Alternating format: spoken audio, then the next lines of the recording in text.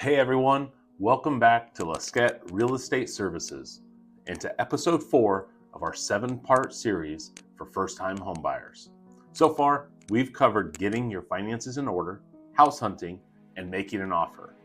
But before you can call that dream home yours, there are 2 critical steps that will help you protect your investment: the home inspection and the appraisal. Today, we'll dive into why these steps are so important, how to prepare for them, and how to handle any issues that might arise. We'll also address trending concerns like waiving contingencies in a competitive market and what happens if the appraisal comes in lower than expected. So, let's get started. The first major step after your offer is accepted is the home inspection. This is where a professional inspector goes through the home from top to bottom, checking for any structural issues, safety concerns, and things that might need repair. Even if the home looks perfect to you, an inspection is essential because it uncovers problems that aren't always visible to the naked eye. Here's what a typical home inspection covers: the foundation and structure, roof and gutters, electrical systems, plumbing and water systems, heating and cooling systems, also known as your HVAC, windows, doors, and insulation, major appliances if they're included, signs of mold, water damage, or any kind of wood-destroying pests. The inspector will provide you with a detailed report outlining their findings, and trust me, this report is invaluable. It helps you make informed decisions about whether to move forward, negotiate repairs, or in some cases, back out of the deal. So, what kinds of issues might come up during a home inspection? Here are some of the most common things inspectors find, even in newer homes. Roof damage. Missing shingles, leaks, or old roofing materials can be expensive to repair. Plumbing problems. Leaky pipes, outdated plumbing systems, or issues with water pressure are common. Electrical issues. Faulty wiring, outdated electrical panels, or a lack of grounded outlets can be dangerous. Foundation cracks. Small cracks may be normal, but larger ones can indicate serious structural issues. Mold or water damage. These are usually signs of leaks or poor ventilation and can lead to health problems if not addressed. Don't panic. If your inspection report includes a long list of issues, it's normal. The key is to focus on the big ticket items.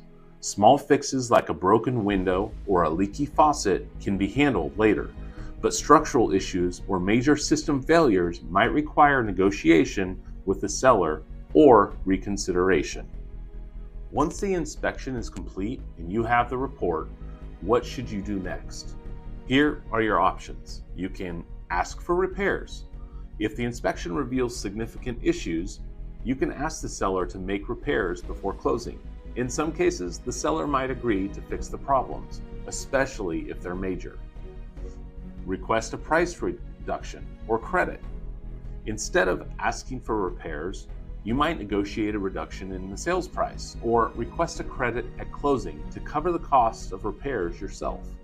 This can give you more control over the quality and timing of the repairs. Walk away. If the inspection reveals serious problems and the seller isn't willing to negotiate, you can use the inspection contingency to walk away from the deal and get your earnest money back. While it can be disappointing, it's better to find out now than after closing when you're responsible for costly repairs.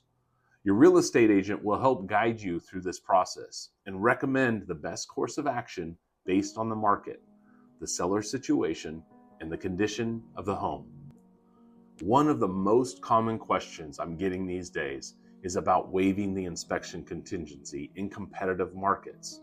When homes are in high demand, some buyers waive this contingency to make their offer more attractive to sellers. But it's important to understand the risks. Waiving the inspection means you're agreeing to buy the home as is without the right to back out or renegotiate if issues are found. While this can make your offer stand out in a bidding war, it can also leave you vulnerable to costly surprises after closing. Here's my advice. If you're considering waiving the inspection contingency, I highly recommend getting a pre-inspection before making your offer. This allows you to understand the home's condition before committing, without risking a deal breaker after your offer is accepted. Now that we've covered inspections, let's talk about the appraisal. If you're using a mortgage to finance your home, your lender will require an appraisal to ensure the home is worth what you're paying for it. The appraisal protects the lender by making sure they are not lending more than the home's value. Here's how it works. An appraiser hired by the lender will visit the home and assess its market value. They'll compare the home to similar properties in the area that recently sold and consider factors like the size, condition, location, and features of the home. The appraiser will then provide a report with an estimated market value. If the appraised value matches or exceeds your offer price, you're good to go. But if it comes in lower than your offer, that's where things get tricky. So, what happens if the appraisal comes in lower than your offer price? For example, if you offered $400,000, but the home appraises at $380,000, your lender won't loan you more than the appraised value. But don't panic. There are a few ways to handle a low appraisal. You can ask the seller to lower the price to match the appraised value. In many cases, sellers will agree, especially if they want to avoid losing the deal. If you have extra cash available, you can pay the difference between the appraised value and your offer price out of pocket. This is common in competitive markets, but make sure it's financially feasible for you. If you believe the appraisal was inaccurate, you can request a second appraisal or challenge the first one. However, this can be time-consuming and doesn't always result in a higher value. Now, if you included an appraisal contingency in your offer, you can back out of the deal and get your earnest money back if the appraisal comes in low. This is a last resort, but it's an option if the seller won't negotiate and you don't want to cover the difference. Your real estate agent will help you navigate this process and recommend the best course of action. One trending concern in today's hot real estate market is appraisal gaps. With home prices rising rapidly, appraisals sometimes can't keep up with what buyers are willing to pay. This leads to appraisal gaps when the appraised value is lower than the agreed upon purchase price. Here's how you can prepare for and handle appraisal gaps. Save extra cash. If you're in a competitive market, consider saving extra money beyond your down payment to cover potential appraisal gaps. Include an appraisal gap clause. Some buyers are including appraisal gap clauses in their offers. This means you agree to cover a certain amount of the gap. For example, buyer agrees to cover up to $10,000 of any appraisal shortfall. Be ready to negotiate. If an appraisal gap occurs, be prepared to negotiate with the seller. Sometimes they'll meet you halfway, reducing the price to bridge the gap. Home inspections and appraisals are critical steps in the home buying process. They protect you by ensuring the home you're purchasing is in good condition and worth the investment. While it might be tempting to waive contingencies in a competitive market, it's essential to understand the risks and make informed decisions.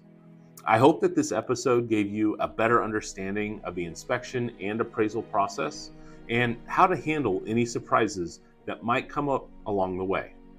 If you found this video helpful, be sure to like, subscribe, and hit the notification bell so you don't miss our next episode where we'll be talking about financing and securing your mortgage. Thanks for watching, and remember, I'm here to guide you every step of the way. I'll see you in the next video.